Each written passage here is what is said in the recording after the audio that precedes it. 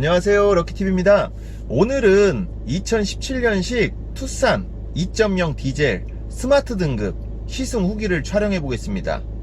이 같은 급으로는 기아의 스포티지와 쌍용의 코란도, 그리고 르노 자동차의 QM6가 있는데 가격대가 거의 비슷비슷해요. 약 2,300만원부터 3,100만원 정도. 이 스마트 등급 같은 경우는 2,500만원대 초반이고요. 세단으로 비교를 하자면 소나타와 기아의 K5 이 등급과 동일한 가격대로 판매가 되고 있어요. 이런 세단보다는 실내의 재질이 약간 떨어지긴 해요. 하지만 SUV의 실용성을 찾는 분들에게는 더 좋은 선택일 수가 있고요. 앉았을 때 이 착좌감이라는 거는 기아와 현대는 거의 그 시트의 각도나 이런 것들이 비슷비슷해요. 그래서 개인적으로는 굉장히 편합니다.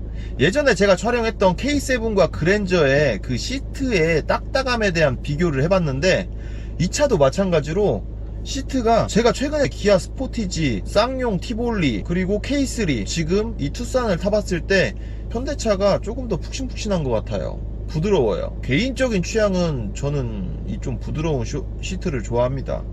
장시간 탔을 때도 엉덩이가 아프지 않을 것 같고, 그런데 뭐 이제 개인의 취향이기 때문에 이게 싫으신 분들도 있을 거예요.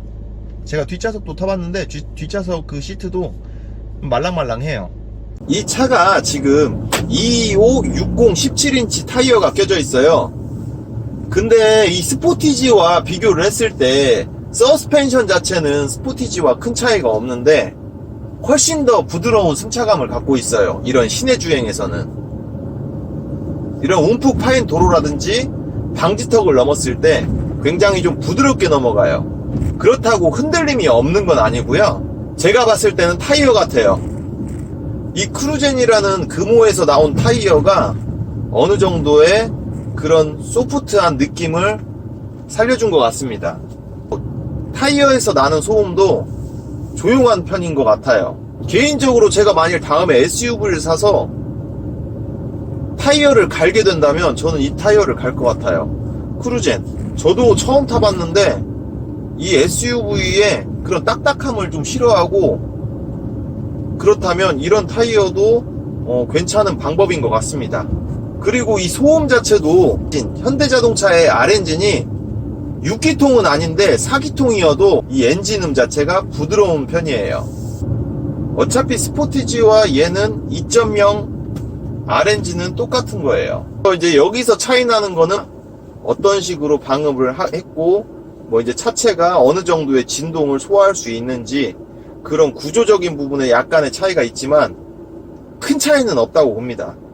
제가 예전에 2015년도에 149마력짜리 코란도 C가 나왔을 때 그 차를 타면서 가장 부러웠던 게 현대자동차의 투싼과 스포티지의 그 정숙성과 출력이 가장 부러웠습니다. 149마력 코란도 C는 확실히 그 30마력의 차이가 체감이 될 정도로 차가 안 나갔어요. 시내 주행은 뭐 여러 가지로 제가 봤을 때는 이 타이어의 역할도 굉장히 크겠지만 부드럽고 소음도 괜찮고 엔진음 자체도 이게 지금 74,000km를 주행한 차인데도 불구하고 괜찮다고 봅니다. 저는 개인적으로 1.7 디젤과 2.0 디젤을 선택을 하라고 한다면 1.7 디젤은 세금이 조금 저렴하고 연비가 조금 더 잘 나오지만 제 개인적인 생각으로의 단점은 DCT의 미션이 저는 별로 적응하기 힘든 것 같아요. 그리고 그만큼 또 힘도 딸리죠. 연비 차이는 어마어마하게 나진 않습니다. 2.0도 충분히 연비 좋지만 뭐 6단이어도 연비는 괜찮아요. 약간 떨어질 뿐이지. 그래서 저 같은 경우에 선택을 하라고 한다면 2.0이에요 무조건. 유일하게 기아차의 디자인이 애매하다 싶은 게 스포티지였어요. 이 망둥어 에디션이라 해서 지금까지 봐도 저는 솔직히 적응이 안 돼요. 그 외의 차종들은 다 기아가 디자인이 저는 괜찮다고 봅니다.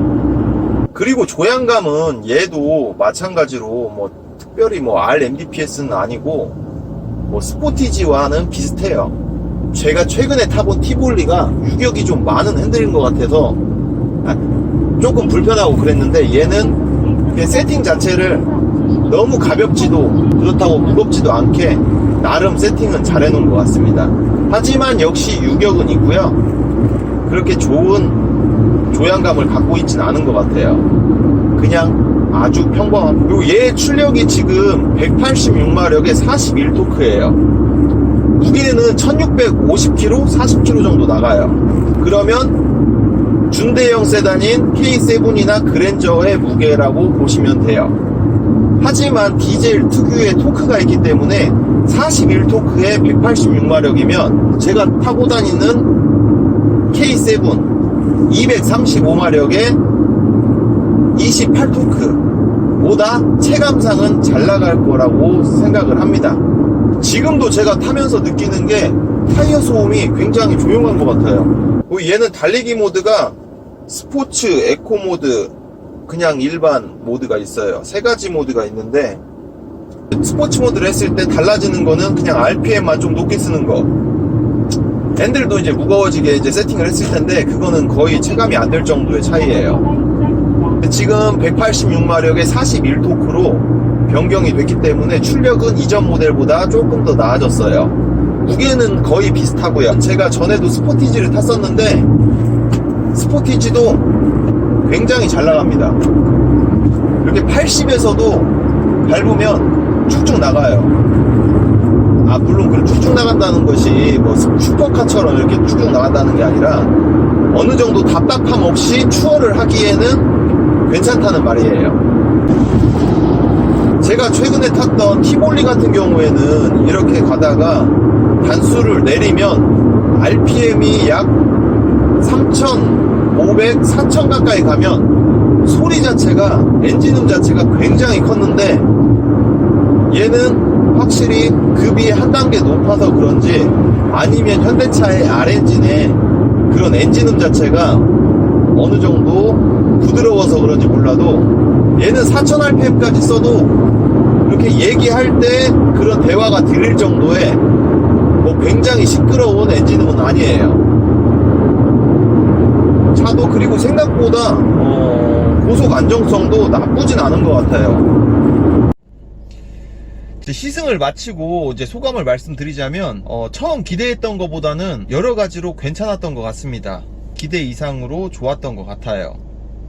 뭐 승차감이라든지 착자감이라든지 엔진 소음, 진동, 그리고 출력 여러 가지로 동급 중에는 괜찮았던 것 같아요.